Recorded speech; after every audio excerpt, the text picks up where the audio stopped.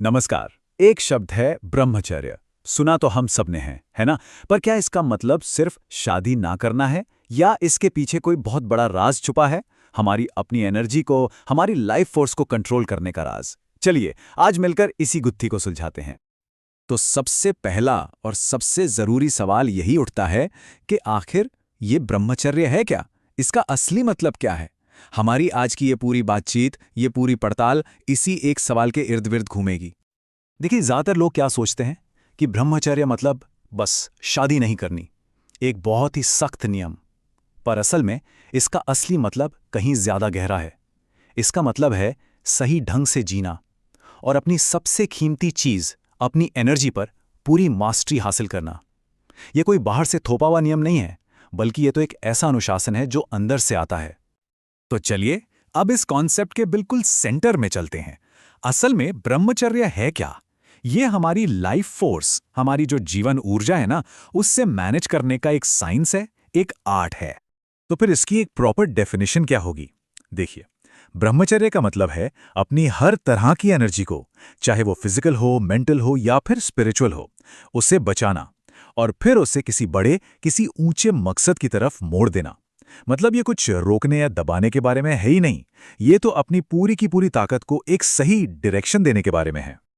योग और स्पिरिचुअलिटी में इस लाइफ फोर्स को एक बहुत ही खूबसूरत नाम दिया गया है, ओजस।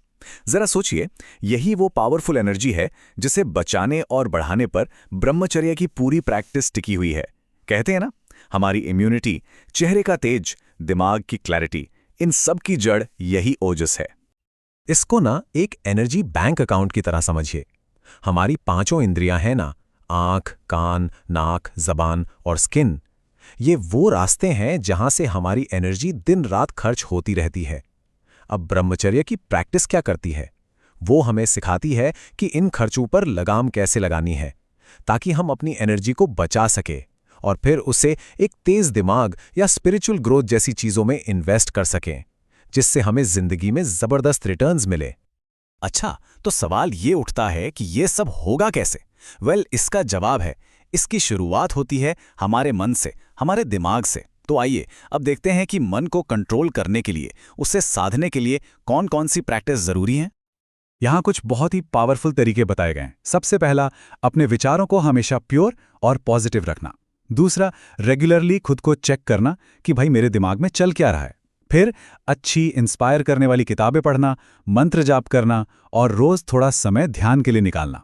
ये सारे तरीके, ये सब मिलकर हमारे मन को डिसिप्लिन में लाते हैं और यही हमारी एनर्जी बचाने का पहला और सबसे सबसे जरूरी स्टेप है। और ये बात कितनी कितनी गहरी और सच्ची है कि जैसा आप सोचते हैं वैसा ही आप बन जाते हैं। हमारे विचार ही तो हमारी एनर्जी का स्टीयरिंग व्हील है। सोचिए, अगर हमारे विचार बिखरे हुए हैं, नेगेटिव हैं, तो हमारी एनर्जी भी वेस्ट होगी। लेकिन अगर हमारे विचार फोकस्ड हैं, पॉजिटिव हैं, तो वही एनर्जी सही दिशा में लगकर कमाल कर सकती है। ठीक है, तो मन को साधने की बात हो गई। अब आगे बढ़ते हैं और बात करते हैं हमारे शरीर की, हमारी लाइफस्टाइल की, क्योंकि हमारी एनर्जी को बचाने में इनका भी बहुत बड़ा रोल है। ये टेबल बहुत अच्छे से समझाती है कि हमारी रोज की आदतें हमारी एनर्जी पर कैसे असर डालती हैं। जैसे कि सादा और सात्विक खाना, ये शरीर को शांत रखता है। गलत चीजें देखने या सुनने से बचना, इससे हमारी एनर्जी लीक होने से बचती है। अच्छे और इंस्पायरिंग लोगों की संगति में रहना, यह हमें ऊपर उठाता है। और कम बोलना या सोच समझकर बोलना, इससे हमारी बहुत सारी वाइटल एनर्जी बच जाती है। और इसके अलावा फिजिकल लेवल पर भी कुछ नियम बहुत जरूरी हैं, जैसे जरूरत से ज्यादा खाने से बचना, रेगुलर एक्सरसाइज, आसन, प्राणायाम करना, शरीर को साफ रखना, हर तरह के नशे और स्टिमुलेंट से दूर रहना और एक रेगुलर स्लीप शेड्यूल मेंटेन करना। एक बात हमेशा याद रखनी चाहिए, एक हेल्दी और डिसिप्लिन्ड शरीर ही उस बचाई हुई एनर्जी को संभालने के लिए एक मजबूत बर्तन बन सकता है। तो हमने ये तो समझ लिया कि क्या क्या करना है, पर अब आता है सबसे बड़ा सवाल कि ये सब करना क्यों है? इस सारे डिसिप्लिन का, इस पूरी प्रैक्टिस का आखिर एंड गोल क्या है?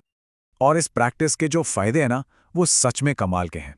जो एनर्जी हम बचाते हैं वो क्या करती है? वो हमारी बुद्धि को शार्प करती है, हमारी मेमोरी को स्ट्रांग बनाती है, हमारे शरीर में ओजस को यानी वाइटल एनर्जी को बढ़ाती है, हमारी विल पावर को फौलादी बनाती है और आखिर में हमें स्पिरिचुअल ज्ञान की तरफ ले जाती है। ये चार्ट जो है ना, ये बहुत पावरफुल तरीके से दिखाता है कि फर्क क्या है। एक तरफ है वो जिंदगी जहां एनर्जी बिखरी हुई है, वहां ना तो कोई क्लैरिटी है ना कोई ताकत। और दूसरी तरफ है वो जिंदगी जहां एनर्जी पूरी तरह से फोकस्ड है, वहां क्लैरिटी भी है और ताकत भी अपने पीक पर है। ब्रह्मचर्य ही वो रास्ता है जो हमें इस बिखराव से उस फोकस की ओर ले जाता है। तो सबसे ज़रूरी बात जो हमें समझनी है वो ये है कि ब्रह्मचर्य का लक्ष्य अपनी इच्छाओं को दबाना नहीं है, उन्हें ख़त्म करना नहीं है, नहीं, बल्कि उस एनर्जी को एक नए ऊंचे और क्रिएटिव रूप में बदलना है। ये कोई नेगेटिव प्रोसेस नहीं है, ये एक पॉजिटिव और बहुत ही पावरफुल ट्रांसफॉर्मेशन है। और आखिर में ये पूरी बातचीत हमें एक बहुत ही पर्सनल सवाल पर लाकर छोड़ देती है। देखिए, हर दिन हम सबके पास एक लिमिटेड अमाउंट में एनर्जी होती है। सवाल सिर्फ ये है कि हम अपनी इस कीमती एनर्जी को इन्वेस्ट कहाँ कर रहे हैं। क्या उसे बस यूं ही बिखरने दे रहे हैं या फिर उसे किसी बड़े मकसद के लिए सहेज रहे हैं। इस पर सोचना बहुत ज़रूरी है।